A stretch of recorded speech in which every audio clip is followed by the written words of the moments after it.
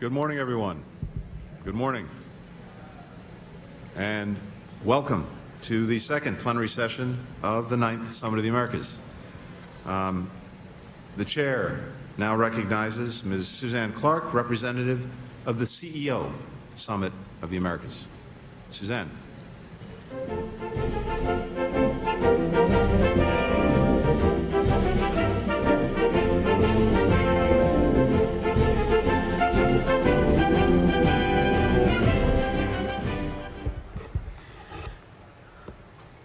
Good morning, Your Excellencies, ladies and gentlemen. Thank you, Mr. Secretary, Mr. Chairman, several titles this morning. Thank you.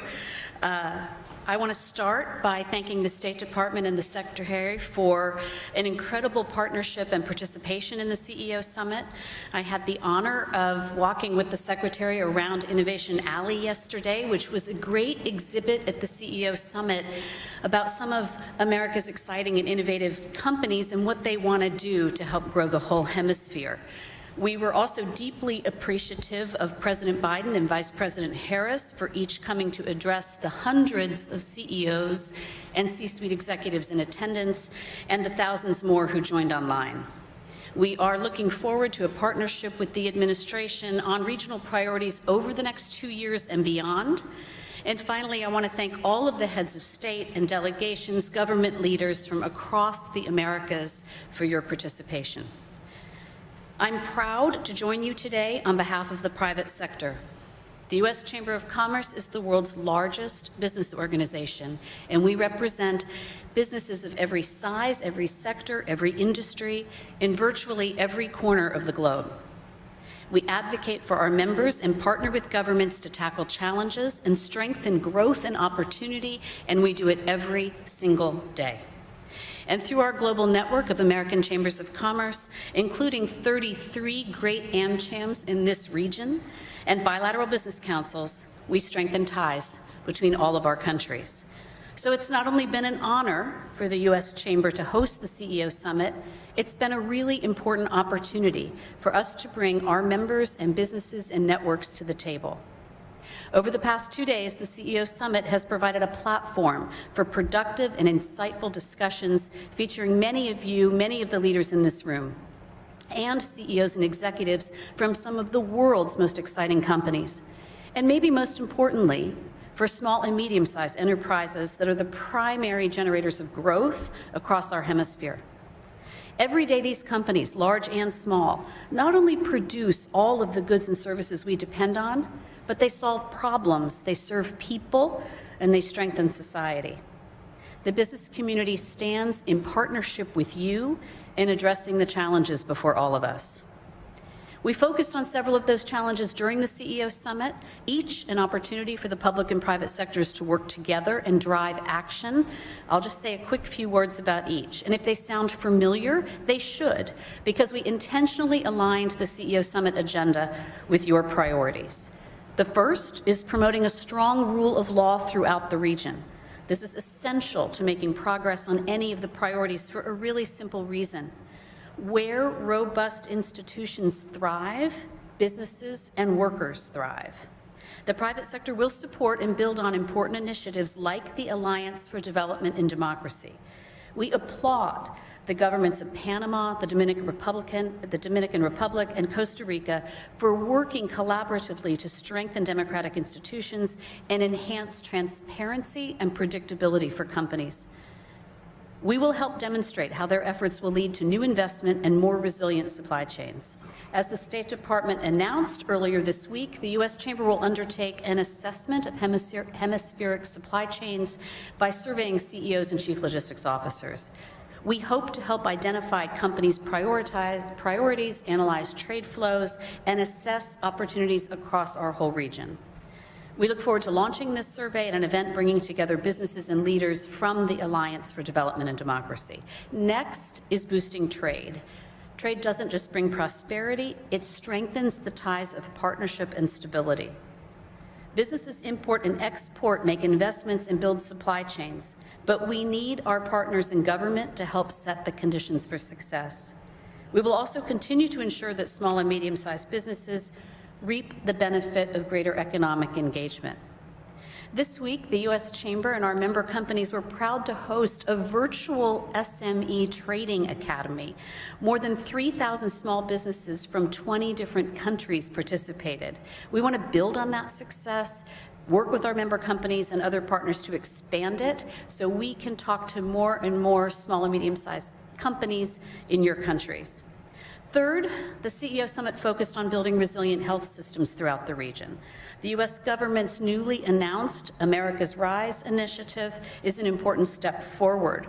Our member companies have been pushing for that initiative. We want to formalize a regional public partnership and dialogue on the really important conversation on healthcare. The private sector has committed to bolstering that work. Our foundation at the Chamber will stand up a new Reliance Operations Center of the Americas to serve as a real virtual hub. So the next time a crisis hits, whether that's a natural disaster, whether that's a pandemic, there is a hub that we can go to support each other. Next, we know that we all have to support digital innovation, which supports greater growth, transparency, and, importantly, economic inclusion throughout the region. For our part, business is committed to work diligently to close the digital divide while advancing technologies, as we all saw accelerated in the pandemic. And we will work with your governments to establish consistent regulatory frameworks that will help expand connectivity and foster digital transformation. Finally, as we all know, we must work together to address the energy crisis that's confronting our region.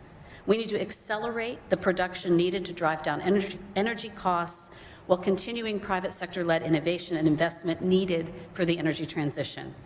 We can and we must do both to help families, businesses, to help strengthen our energy security in a volatile geopolitical environment, and to significantly reduce greenhouse gas emissions. Ladies and gentlemen, all of us share a common destiny. In a lot of ways, we rise and fall together as a region. We know that we can't solve every problem here this week, but the business community joins you with a commitment to drive progress, a commitment to the hard work, and a commitment to sustained action. This summit might be a moment in time, but it can set the course for action for months and years to come. And though we have spent a lot of time at this summit talking about the challenges, let's not forget about the opportunities. We have an opportunity to come back from the pandemic stronger than ever. Our hemisphere can be a leading exporter of energy, a premier destination for travel and tourism, and a model for human rights, the rule of law, and the prosperity that flows from each. We can do this. We can do it together. The U.S. Chamber of Commerce stands ready to work with each of you to do just that. Thank you very much. Thank you, Suzanne.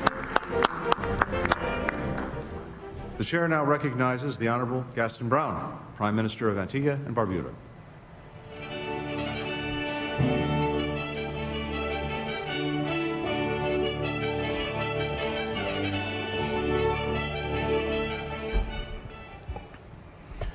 Thank you very much, Mr. Secretary of State. I acknowledge my colleague heads, excellencies, distinguished ladies and gentlemen. While I'll register my regret that invitations to this 9th Summit of the Americas were not extended to all heads of government, I acknowledge that the crucial issues confronting our global community demand our urgent and collective attention. It is my hope that there will be no future summits to which any head of government of our Americas will be omitted. Indeed, we regard the trade embargo against Cuba as harmful to the promotion of peace and prosperity in this hemisphere. It should be ended. Similarly, we urge engagement with the government of Venezuela, allowing the country to use its resources for its people's needs and to play a peaceful and constructive role in our region. To achieve this, there is work to be done by all sides to narrow differences and establish cooperation in the interests of advancing economic, social, and political well-being of all the peoples of this hemisphere. Right now, there's a confluence of troubling global events that require our collective and strong leadership to recover from COVID-19 pandemic, to respond adequately to climate change, and to surmount the challenges of food insecurity and escalating oil prices. The inflationary pressures driving tens of millions of people in our hemisphere into abject poverty, requiring greater hemispheric cooperation on solidarity. As leaders, we must act urgently to bring the rising cost of living under control. However, the reality is that no one country can overcome these challenges. The widest possible hemispheric and international cooperation to mobilize our collective resources behind a clear plan of action is vital and must be encouraged and pursued. While I do not expect that this summit can produce a definitive plan, I hope that at least we can agree on its elements, including the identification of priorities and practical measures that can be implemented. Colleagues, we are at a defining moment. All of us need to summon the political will to act, and to act with purpose. Beyond the new and urgent challenges that confront us all, there are others that have lingered and festered for far too long.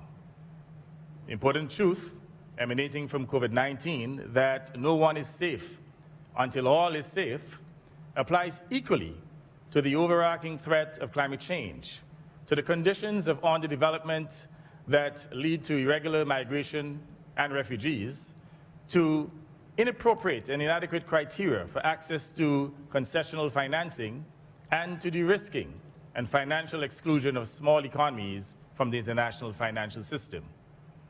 I draw special attention to the fact that for decades, the effects of climate change have repeatedly caused loss and damage to small states without any compensation. Our countries have suffered and continue to suffer, even though we are the least contributors to the cause of climate change.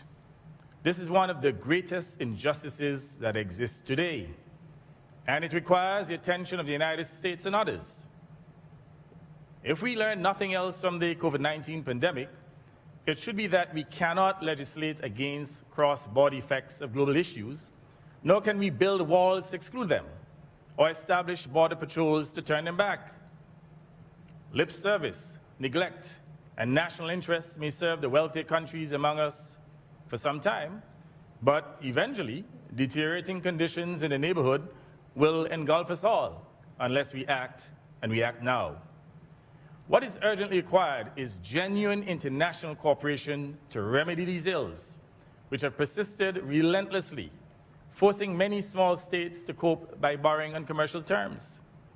This borrowing to repeatedly repair infrastructure damaged by the impact of climate, and more recently, to finance extraordinary expenditure incurred in response to the COVID-19 pandemic, has enlarged our debt burden, leaving little fiscal space to build resilience and to construct the necessary physical infrastructure.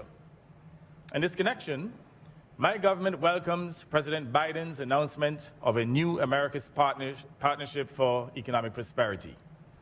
My government is particularly pleased that President Biden's America's Partnership aims to mobilize new financing and to revitalize multilateral development banks, revamping their lending policies to better meet the specific needs of the majority of our nations.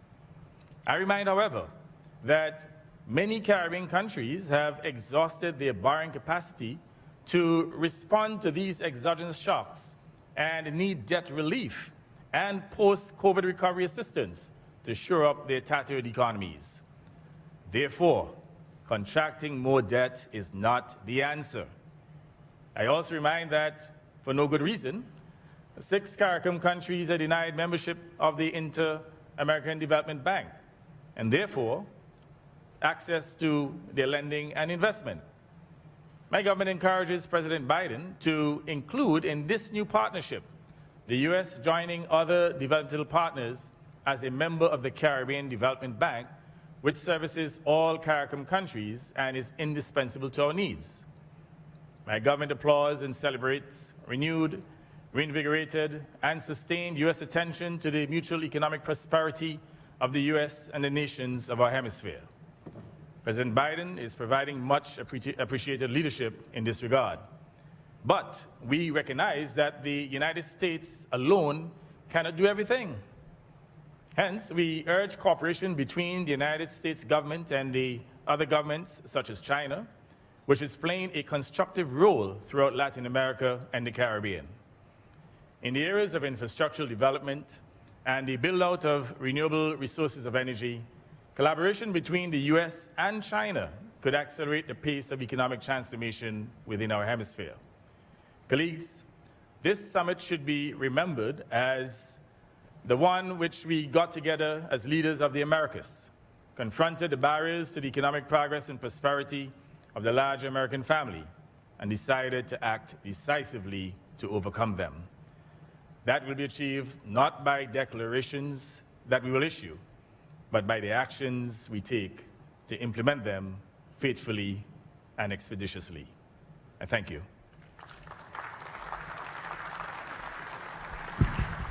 Thank you very much, Prime Minister. The Chair now recognizes the Honorable Philip Davis, Prime Minister of the Commonwealth of the Bahamas and Minister of Finance.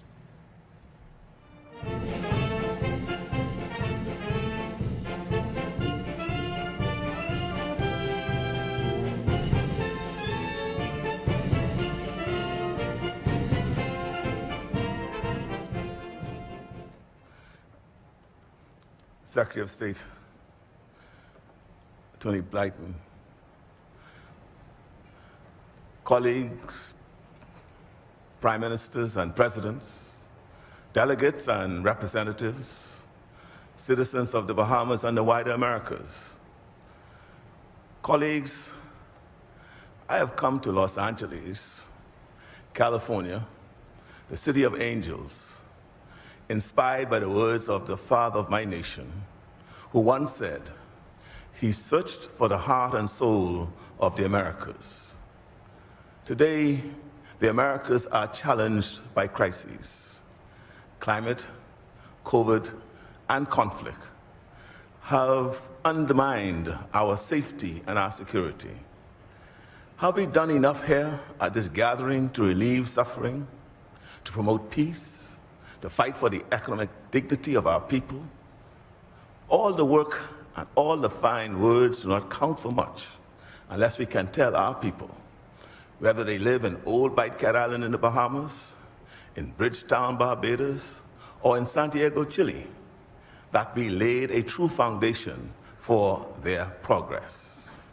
Of course, the real test will come when we all go our separate ways.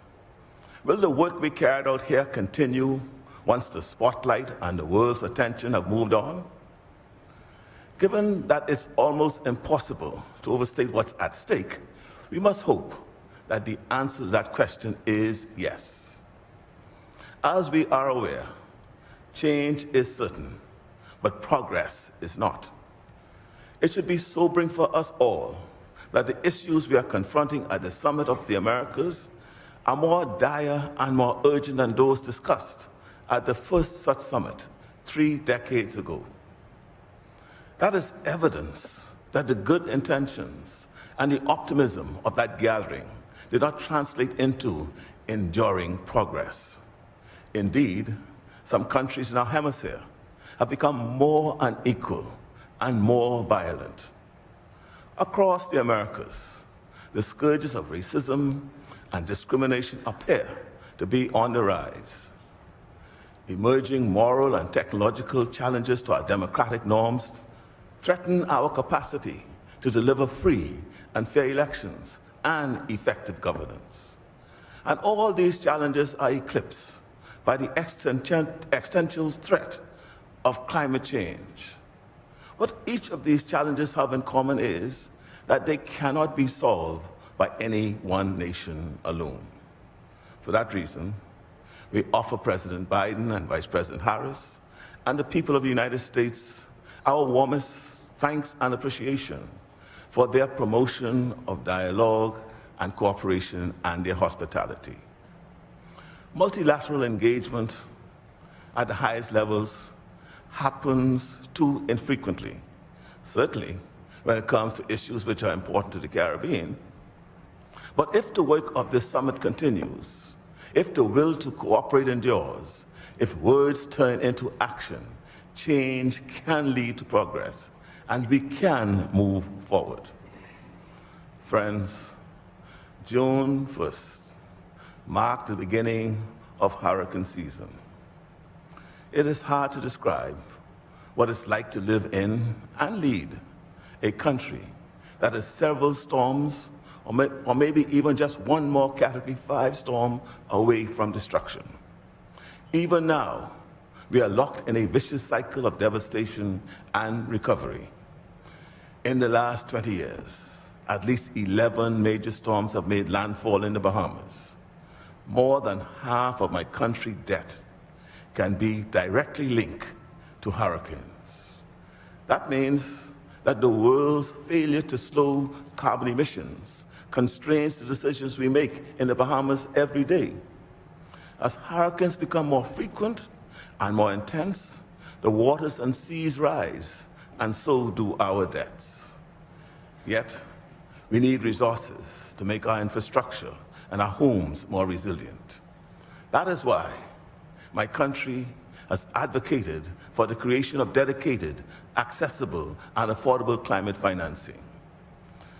Our seagrass and mangroves are playing, and that conservation and restoration can continue to play a critical role in acting as a carbon sink. These blue marine ecosystems capture up to dozens of times the amount of carbon as tropical rainforests. Carbon markets are an important bridge to a net zero future, and we will be the first country in the world to develop and trade blue carbon credits. Friends, at the summit, we have spoken much about the threats that cross borders, from viruses to carbon emissions to inflationary pressures to trafficking. Another such plague, surely, is disinformation. For all the promise and progress of technology, much of humanity now carries with them a personal device that can misinform, deceive, and divide as easily as it can educate, enlighten, and connect. Conspiracy theories are not harmless entertainment. They can undermine confidence in institutions, unduly influence democratic outcomes, and set one group of people against another. Does anyone doubt, after the last few years, that conspiracy theories can kill? Here again is a challenge no one country can solve alone. And those of us who cherish democratic freedoms of expression have a particular responsibility to cooperate in fighting for truth and transparency. Friends, COVID has ravaged our economies. Too many countries in the hemisphere have been neglected. We are grateful for the millions of doses of vaccines, but we must be mindful that the migration of healthcare professionals from the Caribbean to developed countries has been devastating for our healthcare systems. The Caribbean has lost healthcare professionals to the United States and Canada amid the worst pandemic of our life, making it harder to care for our own people. So I joined Prime Minister Belize in gratitude to the Cubans who came to our rescue in providing much-needed personnel. Friends, the dialogue and agreements which will emerge from this gathering are necessary precursors to much-needed action. Major conflicts around the world are made worse by the erosion of democracy in many corners. How we engage with countries where democratic values are declining is a major challenge of our times. It is easy to talk with those whom we agree, but we must also be able to talk to those with whom we don't agree. In fact, sometimes those are the conversations that are most urgently needed. All the countries in our hemisphere face overlapping developmental, security, and democratic challenges. Collaboration and collective action can only be of mutual benefit. The absence of the Republic of Cuba has made these deliberations less complete. We strongly affirm the need to always lead with consultation and diplomatic engagement, which is why we support efforts to breathe new life into the Inter-American Democratic Charter. The embargo against our Cuban neighbors, the longest such embargo in modern history, directly contributes to a rise in irregular migration, which heavily impacts my country. The easing of restrictions in 2016 led to a dramatic fall in irregular migration, a very welcome development for the Bahamas. We deeply regret its rescission and the corresponding rise in irregular migration which accompanied it. We also believe that more can be done to provide support for our brothers and sisters in Haiti. But that said, we also believe that this engagement must be led by the government and people of Haiti. For too long, the approach in the region has been about us, without us.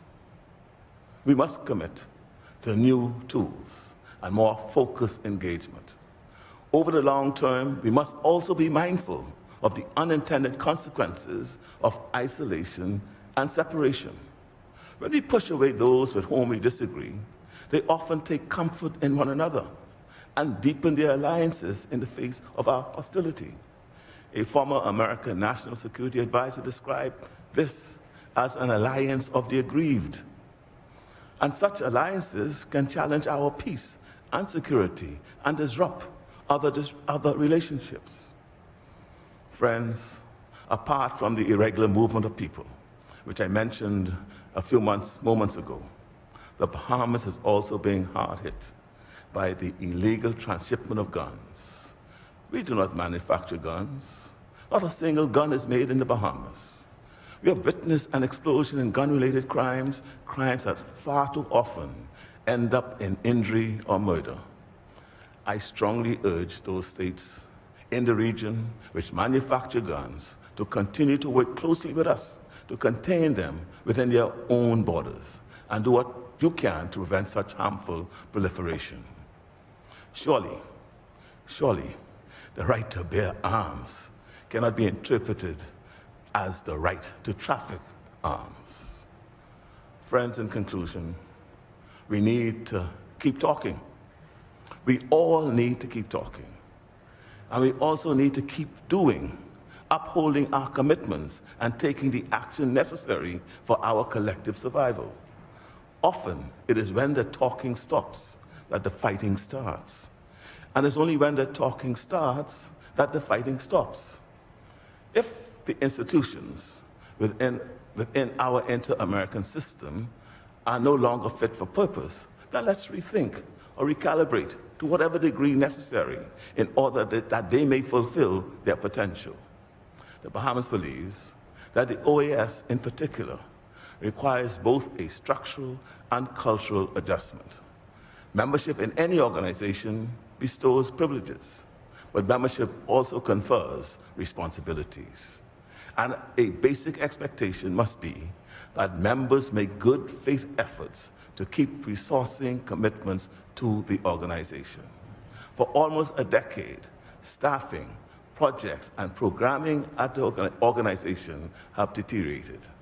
The OAS is, in many areas, a shell of its former self. My country's mission to the OAS has been charged with focusing on necessary OAS reform. We hope that other countries will join our efforts. Let this gathering fulfill its mission to drive change in the region for the better of us all. Thank you.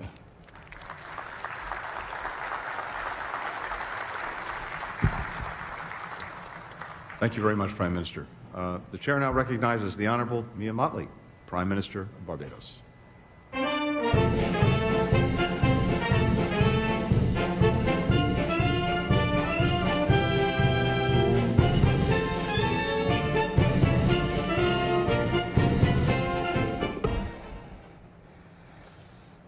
Bless my eyes this morning.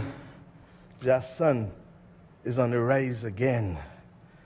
The way earthly things are going, anything can happen.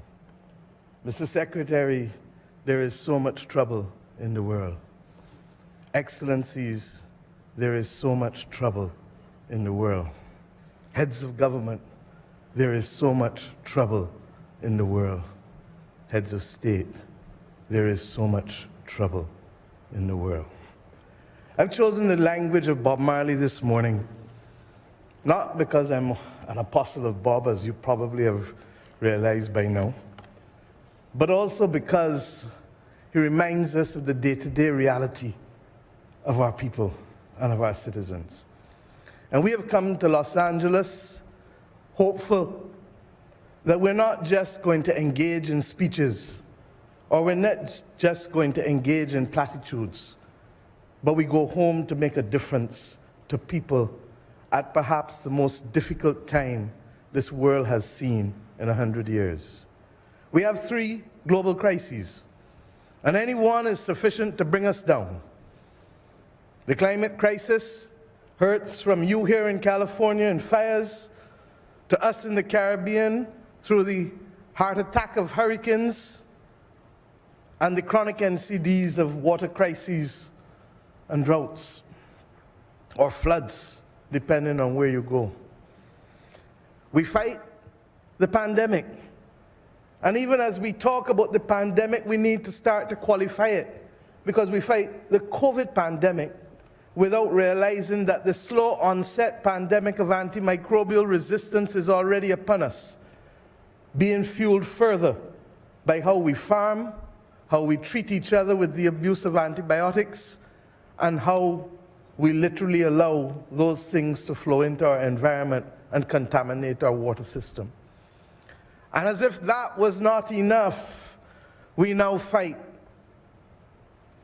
the prices of food and fuel and fertilizer, knowing full well that the only destination thereafter is going to be a debt crisis and an economic crisis if we do not intervene to break the slide.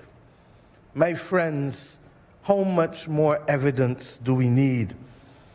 You see men sailing on their ego trip, blast off on their spaceship, million miles from reality. No care for you, no care for me. If I could have sung it, you would have joined me. But I don't need you to join me in the words of this song.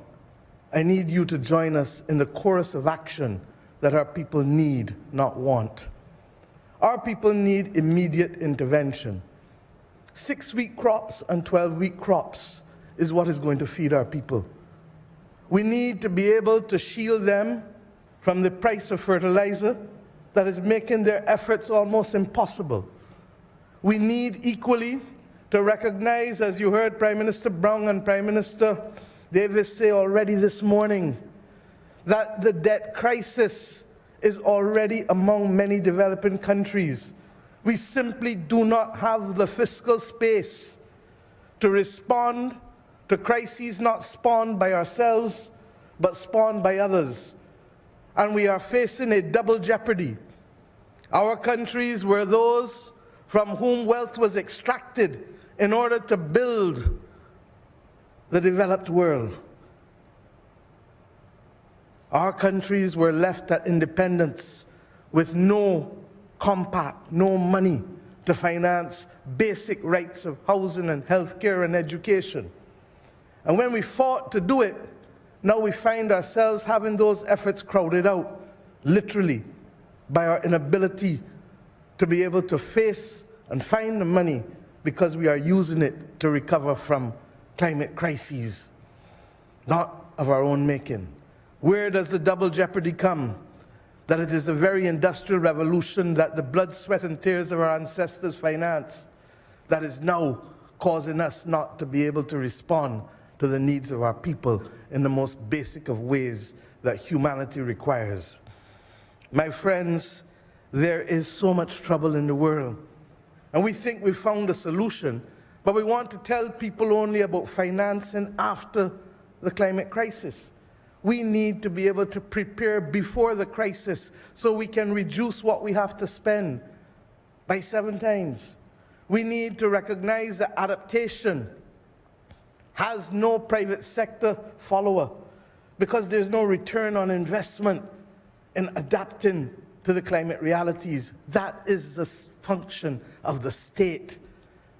And therefore, the international community is required in the justice of the moment to help us prevent loss of life and property for a crisis we didn't create.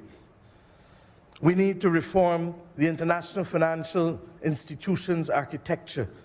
How can we have an international bank for reconstruction and development that does not reconstruct and develop in today's world? Where is the reconstruction from the climate crisis being financed? Where is the reconstruction from the pandemic being financed? The post-pandemic recovery?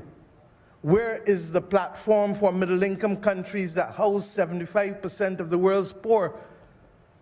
But because they're middle income, we don't remember that. Where is the climate finance being targeted to, justifiably and fairly so, when the numbers show that only 15% of climate finance is going to the climate vulnerable countries? I've not come here just to use words. Let us be practical. We have a duty to solve a few problems. And I think that the format of this meeting needs to change if we are to be able to see real progress and not simply to be part of the problem. We need to talk with each other and not talk at each other as we are doing in set piece speeches. We need to engage and see how we can make a difference in a real way. We have migrants coming not because they choose to come, but because it is their last option. They don't choose to leave who they love and where they love willingly.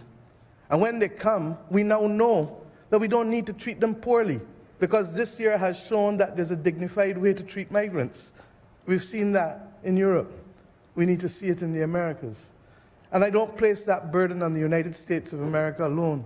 I place it on all of us, including my own country, because we cannot be part of the solution by simply talking from outside and not literally putting our shoulders to the plow. The International Organization of Migrants needs our support. And we need to make sure that as we reform the Organization of American States, that instead of it seeking to become a political player, it needs to become a player that simply brings opportunity to our people in the Americas, from Alaska to Chile. And how does that come?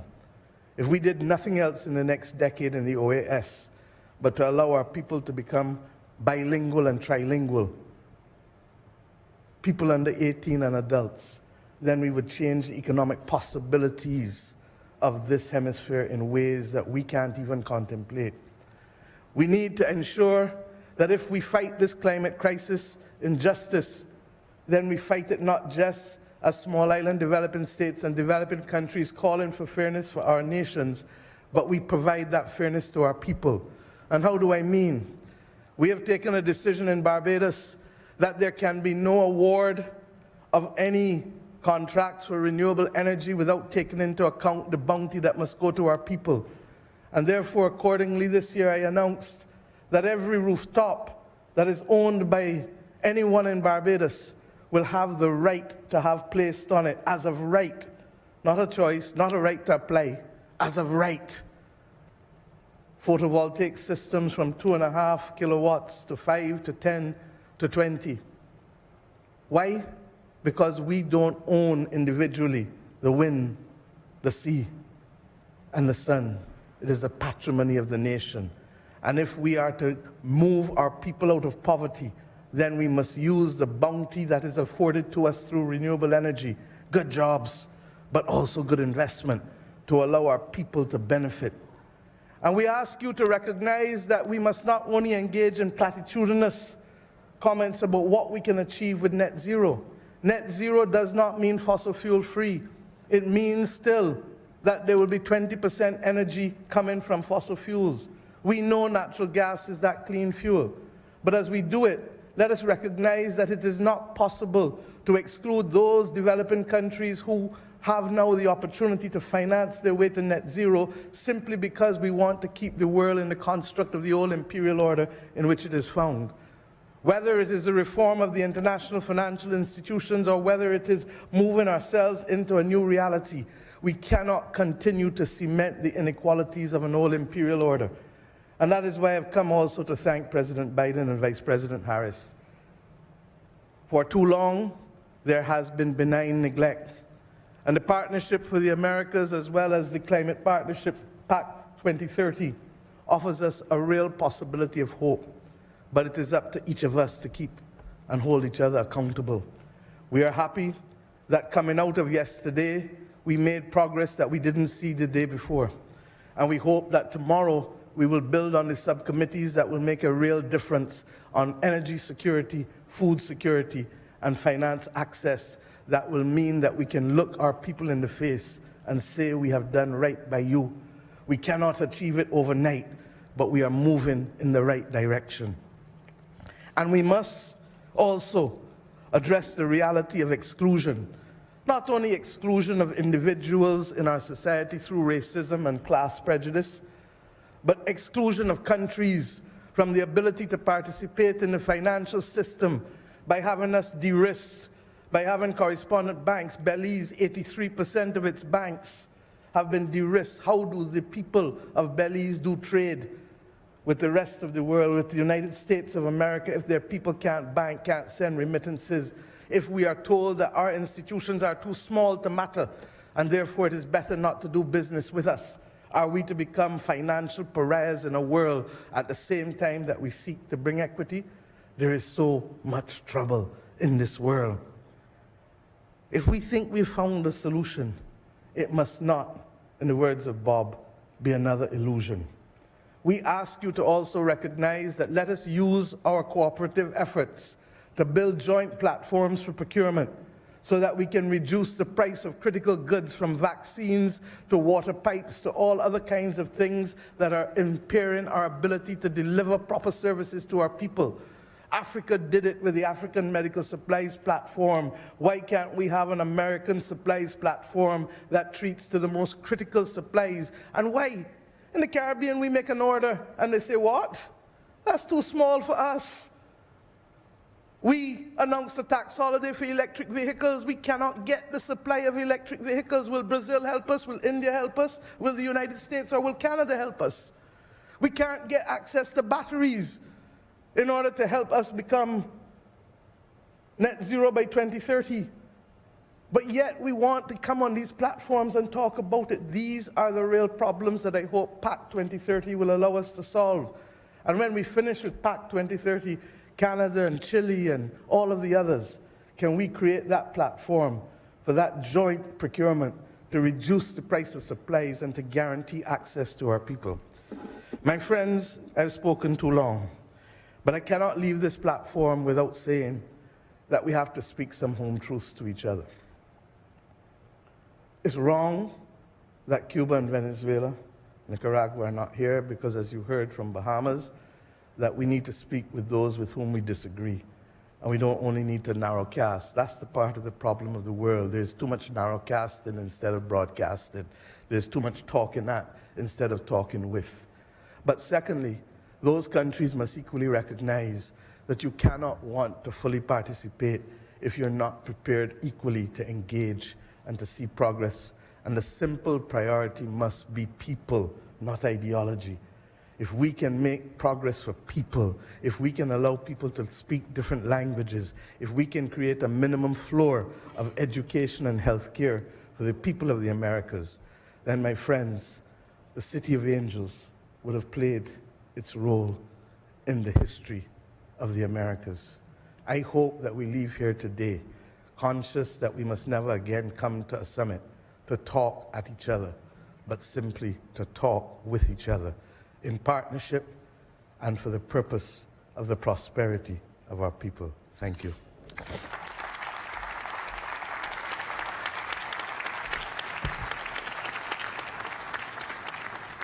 Thank you very, very much, Prime Minister. In the words of Bob, no woman, no cry. Don't shed no tears. Let's act. We can sing a redemption song together. Thank you. The chair now recognizes His Excellency Jair Bolsonaro, President of the Federal Republic of Brazil. Mr. President.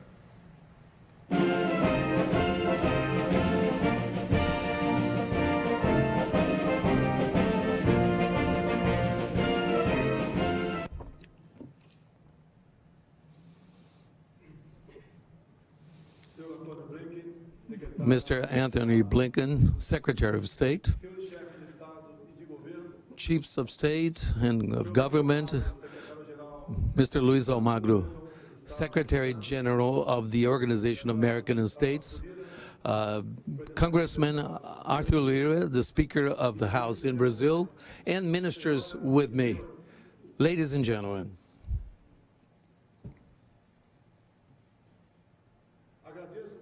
I thank you for your invitation from the United States to participating in this meeting of democratic leaders in the Americas. The Summit of the Americas is the opportunity to deal with the challenges of the post-pandemic of sustainable development with the energy transition, digital transformation, integration, as well as democracy and human rights. We are very attentive to the economic problems affecting the world, like inflation, unemployment, and especially the most precious good for the human being, his or her freedom, including the freedom of expression, of work, and faith.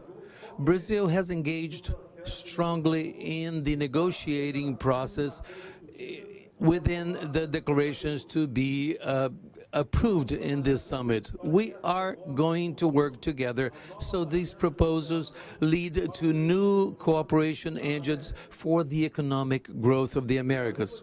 Brazil feeds 1 billion people. We ensure food security for 1/6 of the world population. Without our agribusiness, half of the world would be hungry. Brazil not only avoided a food crisis with the access to fertilizers, but also they had a role of developing in looking for solutions on the world for food security. We are one of the countries that most preserve the environment and its forests. We have the most diversified and developed energetic matrix in the world, even losing part of our native forests, but only using 27% of our territory for cattle raising and agriculture. We are a sustainable agricultural nation. We do not need the Amazon region to expand our agribusiness. Only in the Amazon biome, 84% of the forest is intact, holding the greatest biodiversity in the planet. Our challenges are proportional to our size. I remind you that the area of the Amazon is equivalent to the area of the entire Western Europe. No other country has a environmental legislation so complete. Our forest code should be an example to other countries. In fact, we are responsible for less than 20% of the carbon emissions, even being the 9th economy in the world. In order to protect our forests, the federal government has reinforced combating deforestation and has established activities to preserve the biome in the Amazon. With the launch of the Methane Zero program, we have implemented commitments established during COP6 to structure treatment of organic residues, milk products, and landfills in order to reduce 30% of the emissions of methane in Brazil. We are pioneers in energetic transition. We started decarbonization more than half a century ago with biofuels and other sources. In 2021, we hit the record of installation of wind energy, 21 gigawatts, and sun power with 14. 85% of the energy generated in Brazil comes from renewable sources. We have the potential to additional production of energy of 60 gigawatts, equivalent to 4 times our installed capacity, or 50 Itaipu power plants. The wind power generation in the Northeast can generate ammonia for exports. In this moment that many developed countries use fuels, we promote totally clean energy and totally devoid of emissions. We see in Brazil now, in part of the world, we clear attack to the freedom of human beings to opine in different ways. I leave here a message for the Americas as a prosperous and democratic region. We have participated in many hemispheric forums working for democracy, for freedom, for prosperity, economic and social. In this year in which Brazil celebrates 200 years of independence, we are a country that believes in God, respects its military, is favorable to life since its conception, defends the family, and gives loyalty to its own people. Brazil, we understand that freedom is a higher good than life itself, because men and women without freedom have no life. Before concluding, I would give you some information that is of interest to all of us that we can share with the world. From last Sunday, when we had the information that 2 citizens, one British, Dom Phillips, and a Brazilian, Bruno Araújo, disappeared in the Javari Vale in the Amazon region. From that moment on, our military, the armed forces, have started a search to find those people. We ask God that they may be found alive. 2, I'd like to say to everybody that Brazil, that continues to concede humanitarian visas to Afghans, Ukrainians, Syrians, and Venezuelans.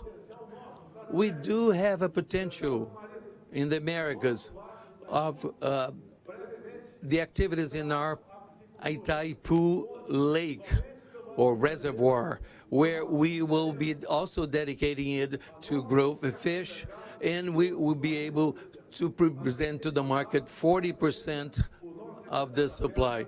This Secretary of Fisheries, Georgia State, has done this, and I would like to also tell the President of Argentina, our dear Fernandez, continues in our discussions that this agreement in gas will continue for both of our countries and will continue to import gas from Bolivia.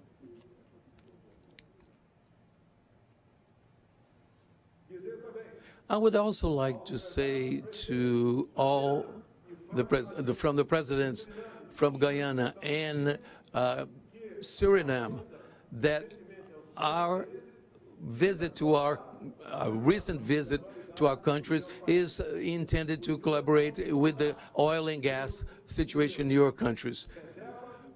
You have reserves in oil and gas equivalent to 90% of the Brazilian reserves. I am sure that together with other partners, your countries will finally be highlighted in the world scenery. Today, I was President Biden with the extended bilateral and also in a reserved one. We were for 30 minutes seated without a mask and less than a meter away. And I felt from Mr. Biden need to solve problems that, including some that are not on our responsibility, but we're able to discuss alternatives to end the conflicts in the world, and all of us working in this manner will reach our objectives, especially with the U.S. government. The experience that I had yesterday with President Biden was tremendous. I am very relieved. I believe his words, and I believe in what we reservedly dealt with. To all of you, thank you very much, and may God bless our countries.